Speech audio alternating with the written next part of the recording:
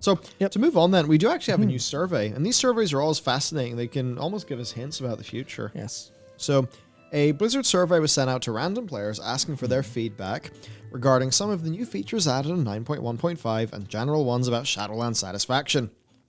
This is the first retail-focused WoW survey that's been sent out in quite some time. In fact, over a year ago, before the launch of Shadowlands. All the recent ones, of course, have been aimed at Classic, trying to work out, Classic Plus, Season of Mastery, all of that stuff. So let's take a look at them.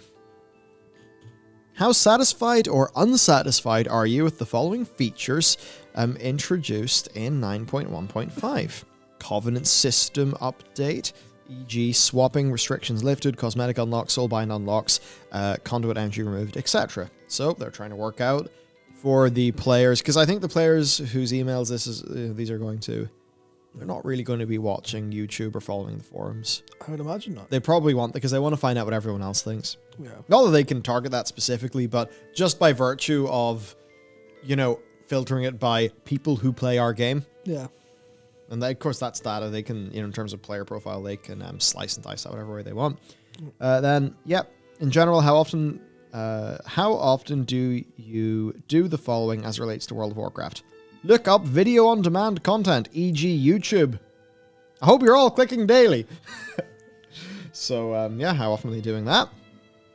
So maybe they're trying to work out how many of their players are actually engaged in the overall discussion.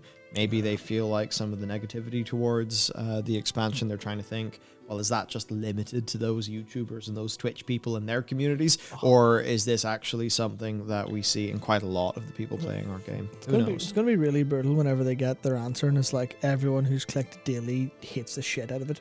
And people who click never love the shit out of it, and they're like, Big thing. And yeah, also too, like, if you look at the official forums, and if you are only to look at that, you would think not a single WoW player watches a YouTuber or a Twitch streamer, because this is basically the default usual hate that you get over there. So I wonder if that's just them trying to test, well, what is actually going on. It's a very valid thing for them to do, of course. The last one's interesting. Yeah, this is a very interesting one. As a result of other players' behavior, are you less likely to use or do any of the following in World of Warcraft? Use text chat, use LFG, voice chat, participate in cooperative group content, either PvE or PvP, join a guild or community, continue playing World of Warcraft, or none of these. Yep. Here's the thing. Mythic Plus is inherently toxic, and I see all these people like, game design can't cause toxicity. People are toxic! And it's like, I know guns, what's the line that always comes out? Guns don't kill people, people Yeah, do. Guns don't kill people, people do. And it's like, yeah, people with guns. That's the tool. Yeah. And, maybe the tool changes their capability to do the thing or whatever. Yeah. And in this case, it's like, okay, yeah, that's just the rules of Mythic Plus. Can they create situations where people are going to be more angry at each other? Obviously, yes. Obviously. In the same way that things inherent to the format of League of Legends create toxicity, things inherent to the format of Mythic Plus create toxicity. Competition where you're not in control, you feel like you're not in control, you lash out. Yeah, so, that's the thing. Absolutely. Mythic Plus inherently is going to create more toxicity. If you only play Mythic Plus with your guild, fine. But, the second those other elements come in, like even as an example, like when you lose a Mythic Plus, like the punishment isn't that your time has been lost. Yeah. The punishment is that your time has been lost and you have to invest more time just to get back to where you were. Yeah. That's massive. Like, no wonder somebody's toxic. Look how much of their time is going to be wasted if somebody else ruins the run. Yeah, I mean, it's almost like when these systems are designed in terms of having positivities and negative sort of outcomes, the player experience isn't factored in. It's all about what systematic ups and downs happen. It's not like, oh, well, you should feel accomplished for doing this. That's not considered as a positive. And it's also not considered as a negative that you lose your time. Or that you tried something and failed. Especially not with the whole breadth of reason you might fail. Being it's someone else's fault. Because the idea that there exists a game where you're playing with people you don't know, you're incentivized to do that, whatever else, and one of them failing can cost you your time. That is so antithetical to modern ideas of what good game design and player experience are, that obviously I have a lot of problems with modern game design and stuff in general versus some older ideas when it comes to the psychological stuff, but when it comes to caring for player experience, we're long past the day of kicking someone when they're down, player experience wise. Yeah, and like, just in case there's semantics going on, like, one of the comments is, per analogy, it's the game. Yeah, the game mode doesn't cause toxicity. It just pushes a lot of pressure and risk reward, which will have a higher chance of players getting frustrated. Yep. And then to finish that sentence, which leads to toxic behavior. Therefore, it has caused the toxicity, because and some of this could rely on people's underlying assumptions about people. My underlying assumption is that there is a well of toxicity in everyone that can, for some people, just flows out all over the time, just everywhere, and maybe those are the people that you say is just a toxic troll. And then maybe for other people that has to be pried open, and Mythic Plus pries open the darkness that naturally lives within humanity. Yeah, and this isn't to say that just risk and reward or pressure are bad inherently. Yes. They by themselves will do that. Like, you see it in any PvP game, because people have stakes on the line. They get upset when they lose, especially when it's not in their control, which happens in team games.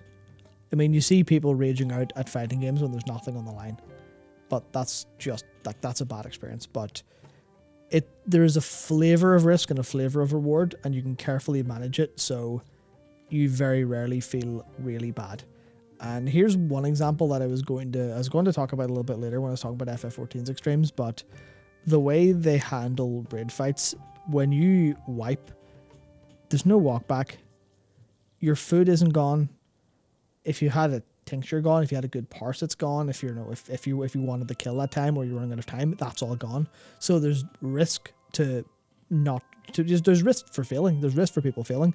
Time, but that's it. All of the losses are entirely on you. None of them are systematic. And you immediately get another chance. And that's like a case of measured risk. And also the reward's measured, so it's like not frustrating a lot of the time, but it's just a case of there's so little risk to losing that I've seen very, very few people. Actually, I've seen no one actually get angry at a wipe so far. Same. Obviously, people aren't mad at wipes. Seeing it in the story trials, seeing it in the extremes, people aren't getting furious with each other. It's like, oh yeah, we'll just go again, because this fight's, I guess the extremes are closer to 10 plus minutes, but it's like, oh yeah, it's fine. It's fine. No one's mad, but that's just because the risk is so limited and so careful. You could argue, well, if there's no risk, what's the point? But the reward's there, and it's still a fun challenge in and of itself. And also, you have just lost your 4 minutes fighting the boss. Yeah. That's enough of a punishment. Yeah. And far more magnified, of course, in M+. And then for a raid, it's like, would a raid be better if you spawned, just outside the boss room? You could arguably say, oh, wait, so just less random running? Okay, cool, that's better. Some people would say that. Yeah, so that's a thing where, you go, well, if you just zoned in and you're outside the boss room, maybe that removes some of the scale of the raid, removes some of the stuff. You could argue yes, and you could argue no, because I think the walking through Molten Core is such a great experience. Stuff like that, going up the stairs and walking past, Murrows and stuff in Kara is really, really cool. But there's no reason for you to die and spawn 20 miles away. Yeah. Or have that awful, everyone needs res now experience. Whereas the release spirit, everyone's back up. Oh, you need to spend time eating, all that stuff. It's like, that stuff's lost. Even flask time's lost. Because if you die in a raid, flask time is lost. You've lost your literal time. Your gear needs, you spend gold repairing your gear. Stuff like that all happens. So it's this real awkward situation where it's all of these little things come together, and M+ is the worst of it, because people are getting into completely random groups for short-term experiences, which are more frustrating than they are fun a lot of the time, unless you get a group that's happy to coordinate and do the fun parts of M+. But inherently, it's not a huge amount of fun. It can be quite decently, but it's designed for routing, and it's designed for strategy at the start to be more fun than the execution a lot of the time. and that results in it just being this rote thing where people aren't there for the reward. People are there for because no one gives a shit about the gear that drops from the end of Mythic Plus during the actual thing. They just want the number to go up for either their M plus score or whatever their tracked stats are for how many they've done. Maybe they want to do a higher key, or maybe they just want the number to tick up in their Great Vault. So it's like the reward is so low and the risk is so fucking high because you lose your entire, like, especially when a group disbands halfway through a dungeon, like, well, all that was for nothing. I didn't have any fun. I had loads of frustrating elements, stuff like that. Stuff like that is like, if that's managed, then you that's toxicity goes away when you take away you don't really think about the immediately downsides, I guess. Yeah, I think a good start would just be removing key depletion. That would be step one, I think, and it would probably help substantially.